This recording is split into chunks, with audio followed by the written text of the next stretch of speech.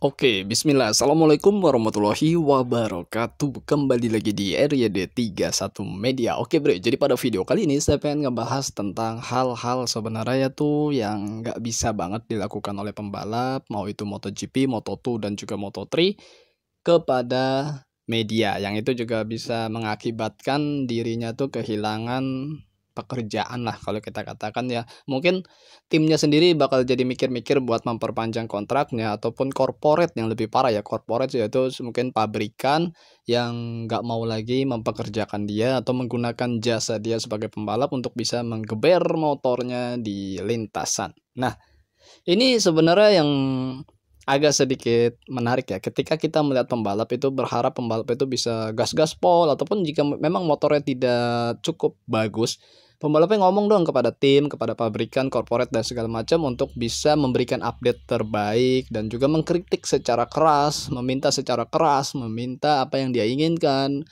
segala macam lah intinya gitu kan. Tapi ternyata itu nggak bisa sefrontal itu, apalagi misalnya dia berbicara ke media, misalnya kepada podcast ataupun wawancara kepada wartawan dan segala macam yang di luar dari sepengetahuan pabrikan tersebut. Lantas pembalap harus nerima aja gitu ketika dapat motor yang jelek. No, no, no. Jadi nggak kayak gitu, bre. Jadi sistemnya nggak kayak begitu. Mungkin mereka bisa memberikan masukan kepada kru, kepada tim yang nanti bisa diteruskan kepada pabrikan. Apa yang dia butuhkan, apa yang dia inginkan. Emang itu sangat-sangat benar. Tapi ketika pembalap mengatakan kepada media, itu sesuatu yang sangat tidak benar. Nah, kenapa saya bisa ngomong kayak gini? Karena saya juga baru-baru aja mungkin ya, kalau saya pengen kasih tahu ya, kalau saya lebih sering baca-baca mungkin dari Crashnet ya, kalian bisa baca sendiri juga di sana berita-berita mau F1, MotoGP dan segala macam itu sangat update dan juga ditulis oleh orang-orang yang memang mereka terjun langsung di lintasan. Jadi mereka sebagai media, sebagai yang sangat bisa terpercaya karena mereka langsung wawancara kepada orang-orang yang dibutuhkan, dan ini juga yang digunakan oleh para komentator ataupun narasumber-narasumber dari YouTuber ataupun blog-blog di Indonesia ya, untuk mengambil bahan-bahan berita. Jadi mereka mengambil referensi dari ya seperti inilah. Ya mungkin masih banyak di sana seperti Speedweek dan lain-lainnya. Nah, di sana saya melihat artikel tentang Remy Gardner ya, pembalap Australia yang kita tahu juga juara dunia Moto2 2021, dan dia tidak akan sepertinya diperpanjang di musim 2022 oleh KTM. Dan masalahnya ini itu cuma karena permasalahan kata-kata aja. Sebenarnya kata-kata dari Remy Gardner yang bilang bahwa KTM tidak profesional, karena tidak mungkin ya dari pihak Remy sendiri tidak diberikan proposal kontrak untuk musim 2023 untuk KTM MotoGP, dan dia merasa dibuang gitu aja oleh KTM, dan otomatis ini Remy sakit hati ya. Intinya seperti itu, dia seperti diberikan satu musim sedangkan motornya sendiri belum siap untuk bisa memberikan penampilan terbaik buat Remy, dan dia akhirnya merasa kecewa. Dan yang kalau kita ambil kesimpulan sih, seorang juara dunia Moto2 aja bisa dibegitukan oleh pabrikan ya. Intinya kita bisa mikir ya, ketika kita punya pembalap mungkin Mario Suryo Aji di musim 2022 ini di kelas Moto3 World Championship, itu bisa banget pabrikan mungkin jika memang Mario Aji salah-salah kata, dia terlalu keras, terlalu frontal dan segala macam, itu pabrikan akan mikir-mikir untuk memberikan kesempatan keduanya lah, mungkin seperti itu.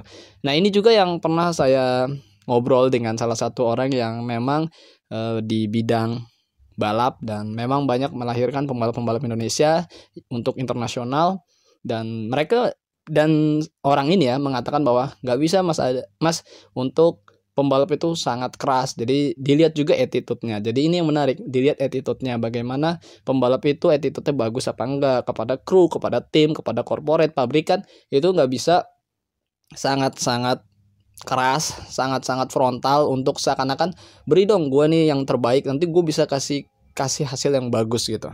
Ya, jadi attitude cukup penting banget. Walaupun memang kita pembalap itu tetap dibutuhkan, masukannya seperti apa yang dia butuhkan, apa yang dia inginkan itu tetap dibutuhkan, apa yang pembalap itu rasakan di lintasan itu tetap dibutuhkan oleh kru. Tapi ketika pembalap itu berbicara kepada media di luar dari pembicaraan yang cukup penting-penting aja, itu sangat berbahaya. Nah, mungkin salah satu contoh yang mungkin masih diingat kita ketika Johan Zarco di KTM, dia mengatakan, atau bukan mengatakan kan ya dia ketika ada media dia ngomong ya kurang bagus ya seat engine dan segala macam, itu langsung KTM sedikit agak marah dan ya otomatis Zarco harus out di pertengahan musim walaupun kontraknya belum selesai. Dan ini ada lagi dari KTM juga, dari Remy Gardner yang ya seperti dari awal juga memang dia percaya kepada project dari KTM, namun sepertinya KTM sendiri yang entah gimana tidak terlalu percaya dengan kemampuan Remy. Dan kalau mungkin nggak percaya pembalap kepada KTM juga ada mungkin ya, seperti Raul Fernandez yang dari awal memang dia kepengen naik Yamaha tapi dipaksa oleh KTM untuk naik MotoGP 2022 ini, dan akhirnya memang setengah hati lah istilah kata seperti itu. Tapi ya mungkin ya rezekinya si Raul juga masih bisa dapat tempat ya di itu RNF Aprilia tahun depan kan. Intinya sebenarnya kalau kita ambil kesimpulan itu pembalap memang harus benar-benar dijaga attitude. Mungkin ya bisa lah berbicara kepada tim, kepada corporate dan segala macam apa yang dia butuhkan, apa yang dia inginkan, dia request segala macam boleh. Tapi ketika berbicara kepada media itu sangat-sangat harus dipikir lagi deh, harus hati-hati juga, harus segala macam yang dimana harus menghargai juga corporate karena ini kan sebuah pabrikan dan mereka intinya kan kalau ini mereka jualan produk. Balapan itu hanya sekedar dari bidang lain dari sebuah corporate, jadi memang harus dijaga banget ya. Bukannya kita pembalap itu jadi semau-maunya kayak kita orang main game gitu kan, gitu motornya jelek kita ganti motor deh besok gitu kan, jadi biar gampang. Apalagi kalau seorang pembalap yang bisa dikatakan sebuah binaan seperti Mario Surajii, kita tahu dari dia umur masih muda, dia sudah di dalam naungan Honda Indonesia, Astra Honda Racing Team atau AHM juga, terus diberikan wadah-wadah step by step yang cukup bagus, mulai dari Asia Talent Cup, kemudian juga Asia Road Racing Championship, Thailand Talent Cup, kemudian ke Eropa seperti FOM CV Moto3 dan Red Bull Rookies Cup pun diberi kesempatan walaupun itu menggunakan motor KTM, tidak menggunakan motor Honda. Ini ya bukannya Mario Surajii harus balas budi ya, tapi lebih kepada gimana attitude-nya yang bagus. Dan ya dengan kondisi sekarang memang agak sulit ketika memang kelihatan banget kalau saya sebagai media ya berbicara sesuai apa yang saya tonton aja, karena saya juga tidak di endorse dan segala macam. Belum. Kalau di endorse ya oke. Jadi memang kalau 2022 ini Honda NSF 250 RW atau Honda di Moto3 kelihatan banget cukup keteteran untuk bisa mengimbangi dari Pierer Mobility AG ya, atau KTM Group lah, mau itu Husqvarna, Gas, KTM dan juga ya CF Moto segala macam, itu agak keteteran banget di musim 2022 ini. Dan memang yang bisa mengimbangi aja pembalap besar, tim besar seperti Leopard Racing yaitu Denis Foggia ataupun Tatsuki Suzuki. Bahkan tim sniper seperti Andrea Migno ataupun Alberto Sura yang cedera ya dari awal musim itu ya keteteran juga buat mengimbangi kemampuan daripada KTM Group sendiri. Ya bagaimana dengan sisanya pembalap rookie dari Honda ya, kita sebut aja mungkin Scott Ogden, Joshua, Mario Surajii, Taiyo Furusato, kemudian Ricardo Rossi dan Lorenzo Felon. Jadi ada 4 pembalap rookie dan sisanya itu pembalap yang cukup senior. Tapi kelihatan banget memang Honda di Moto3 cukup kesulitan di musim 2022 ini.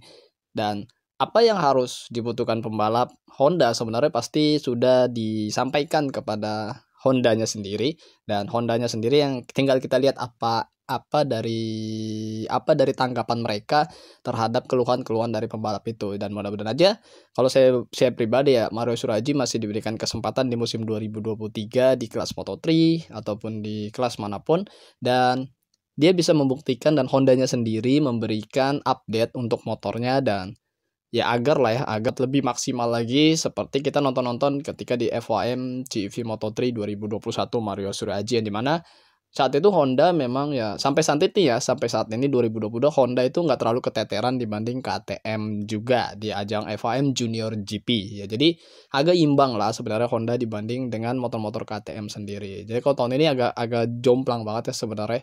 Ya entah, kita juga belum lihat datanya apakah karena memang pembalap ataupun karena mesin dan motornya sendiri ataupun seperti apa. Jadi masih harus dilihat secara keseluruhan sampai akhir musim. Tapi kalau cuma ada 2 pembalap di atas dan yaitu pembalap itu Leopard Racing ya mungkin bisa nanti dicari tahu lah oleh Honda sendiri. Jadi ini kita pengennya pembalap itu diberikan paket yang cukup bagus ya sebenarnya, dan mereka bisa tampil maksimal tanpa di luar limit dia, yang dimana kalau dia luar limit ya otomatis pembalap lebih beresiko untuk mengalami crash.